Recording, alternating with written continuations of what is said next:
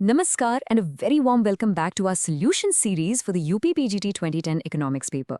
ये हमारा fourth part है और आज हम टैकल करने वाले हैं क्वेश्चंस 31 से लेकर 40 तक. इस सेट में कॉस्ट्स, मार्केट स्ट्रक्चर्स और मैक्रो इकोनॉमिक्स से जुड़े कुछ रियली इंपॉर्टेंट कॉन्सेप्ट्स कवर होंगे. So let's get right into it. Okay, so here's our game plan for today. हम इन sections के through आगे बढ़ेंगे. We'll start with the fundamentals of cost and production. From market structures में deep dive करेंगे. और उसके बाद कुछ ज़रूरी Keynesian formulas देखेंगे. और finally, distribution theory को समझेंगे. So let's kick off section 1, costs and production concepts. यहाँ हम दो foundational questions देखेंगे जो directly cost curves और उनके formulas से related हैं. Right, so हमारा पहला सवाल है marginal cost के formula पर. अब देखिए, ऑप्शंस को देखने से पहले let's just break down one की टर्म. जब भी आप इकोनॉमिक्स में मार्जिनल वर्ड सुनते हैं ना, इसका सीधा सा मतलब होता है एडिशनल या एक extra unit. Simple as that. Exactly. Marginal cost यानी सीमांत लागत आपके टोटल कॉस्ट में आया वो चेंज है जो सिर्फ एक एक्स्ट्रा आइटम प्रोड्यूस करने से होता है. तो अगर आपको nth यूनिट की मार्जिनल कॉस्ट निकालनी है तो आप क्या करेंगे? आप n यूनिट्स की टोटल कॉस्ट में से उससे ठीक पहले वाली यानी n-1 यूनिट्स की टोटल कॉस्ट को माइनस कर देंगे. इसलिए ऑप्शन डी ही करेक्ट फॉर्मूला है. Okay, now for a more visual question. इनमें से एक कॉस्ट कर्व का शेप बहुत ही स्पेसिफिक होता है जिसे हम मैथमेटिक्स में रेक्टेंगुलर हाइपरबोला कहते हैं. तो वो कौन सा कर्व है?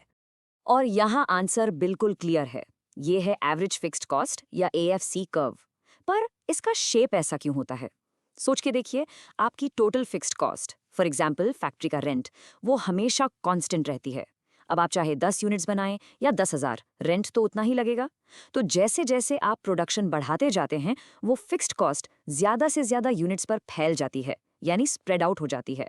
इससे पर यूनिट फिक्स्ड कॉस्ट यानी AFC कंटिन्यूअसली गिरती जाती है और इसी से ये कर्व बनता है. ऑलराइट, खास के इन फंडामेंटल्स को समझने के बाद चलिए अब देखते हैं कि ये सेक्शन 2 में मार्केट स्ट्रक्चर्स के अंदर कैसे काम आते हैं. यू सी, एक फर्म की कॉस्ट को समझना बहुत ज़रूरी है टू अंडरस्टैंड कि वो अलग अलग कम्पिटिटिव एनवायरनमेंट्स में कैसे बिहेव करती है. और ये एग्जामिनर्स का फेवरेट टॉपिक है, तो इस पर थोड़ा एक्स्ट्रा ध्यान देंगे. ये क्वेश्चन दो ऐसे मार्केट टाइप्स के बीच की बहुत ही फाइन लाइन पर हमारी अंडरस्टैंडिंग को टेस्ट कर रहा है जो काफ़ी सिमिलर लगते हैं. तो ऐसी कौन सी फीचर हैं जो परफेक्ट कंपटीशन में तो होती हैं लेकिन मोनोपोलिस्टिक कंपटीशन में नहीं? और ये टेबल इसका कोर डिफरेंस बिल्कुल साफ कर देता है. देखिए, दोनों मार्केट टाइप्स में मेनी सेलर्स और free entry and exit common है, मगर जो सबसे क्रिटिकल डिफरेंस है वो है प्रोडक्ट का. परफेक्ट कंपटीशन में सभी फर्म्स एक जैसा यानी होमोजीनियस प्रोडक्ट बेचती हैं, जबकि मोनोपोलिस्टिक कंपटीशन का तो बेस ही प्रोडक्ट डिफरेंशिएशन है, जैसे अलग अलग ब्रांड्स के सोप्स या शैम्पूज. इसलिए होमोजीनियस प्रोडक्शन वो फीचर है जो अप्लाई नहीं होता. तो C is our correct answer.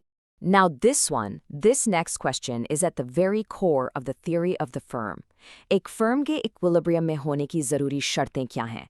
In other words, एक firm को कैसे पता चलता है कि वो अपने profit maximizing sweet spot पर production कर रही है? Okay, so for a firm to be in a stable profit maximizing equilibrium, दोनों conditions का पूरा होना ज़रूरी है. पहली condition MR equals MC. firm को बताती है कि profit कहाँ maximize हो सकता है. But that's not enough. दूसरी कंडीशन कि MC कर्व MR कर्व को नीचे से काटे, ये कंफर्म करती है कि उस पॉइंट पर प्रॉफिट मैक्सिमम ही है, मिनिमम नहीं. ये गारंटी है कि इस पॉइंट के बाद अगर एक और यूनिट बनाई तो उसकी लागत उससे मिलने वाले रेवेन्यू से ज़्यादा होगी. क्योंकि दोनों कंडीशन ज़रूरी हैं, इसलिए the correct answer is D. Here we go again. एक और सवाल जो परफेक्ट कंपटीशन की हमारी अंडरस्टैंडिंग को टेस्ट कर रहा है. इनमें से कौन सी एक ज़रूरी शर्त इस मार्केट स्ट्रक्चर के लिए नहीं है? Which one doesn't belong? The answer has to be D, presence of selling costs. The logic is simple. एक perfectly competitive market में हर firm एक जैसा homogeneous product बेचती है. I mean, अगर सब एक ही जैसा सामान बेच रहे हैं तो एडवर्टाइजिंग पर पैसा खर्च करने का क्या पॉइंट है? आपको कुछ डिफरेंशिएट तो करना ही नहीं है. सेलिंग कॉस्ट्स जैसे मार्केटिंग, वो वहाँ ज़रूरी होते हैं जहाँ आपको कस्टमर्स को कन्विंस करना हो कि आपका प्रोडक्ट अलग या बेहतर है, जो कि मोनोपोलिस्टिक कंपटीशन की पहचान है. Okay, let's switch gears a bit. अब माइक्रो से माइक्रो इकोनॉमिक्स की तरफ शिफ्ट करते हैं. सेक्शन 3 में हम कीन्सियन थ्योरी पर बेस्ड दो फॉर्मूला बेस्ड क्वेश्चंस को सॉल्व करेंगे. All right, time for a quick calculation. Humane consumption function और इन्वेस्टमेंट का लेवल दिया गया है और हमारा टास्क है इक्विलिब्रियम इनकम निकालना. Let's see how it's done.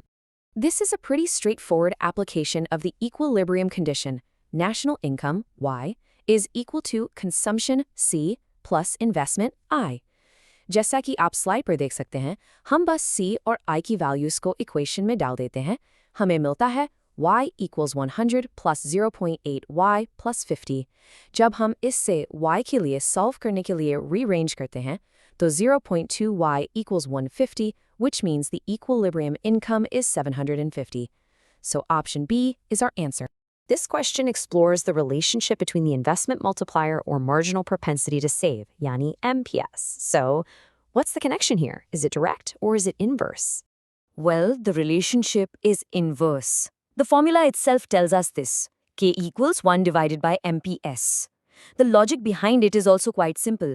आपने अपनी एक्स्ट्रा इनकम का जितना ज़्यादा हिस्सा सेव करेंगे, मतलब जितना हाई MPS होगा, उतना ही कम पैसा इकोनॉमी में आगे खर्च होने के लिए जाएगा. Savings, in a way, act as a leakage from the flow of income. और ये लीकेज मल्टीप्लायर इफेक्ट को छोटा कर देती है. इसलिए option A is correct. Alright, moving on to our final section, we'll look at distribution theory. ये theories economics के एक फंडामेंटल सवाल का जवाब देती हैं. एक इकोनॉमी में जो टोटल इनकम जनरेट होती है, उसे अलग-अलग फैक्टर्स ऑफ प्रोडक्शन जैसे लेबर और कैपिटल के बीच कैसे बांटा जाता है. द ग्रेट इकोनॉमिस्ट जोसेफ शम्पेटर, उनके अनुसार एक एंटरप्रेन्योर प्रॉफिट क्यों कमाता है? ऐसा क्या खास है जो वो करता है जिसके लिए उसे ये रिवॉर्ड मिलता है? For Schumpeter, profit wasn't just a reward for taking risks. It was specifically a reward for being an innovator. जब एक entrepreneur कोई नया product, नई technology या नया market introduce करता है, तो वो अपने लिए एक temporary monopoly create कर देता है. It's this disruption of the existing order that allows them to earn profits.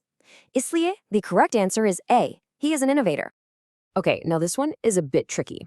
It's about the product exhaustion theorem, which deals with how a firm's total output is distributed among all its factors of production.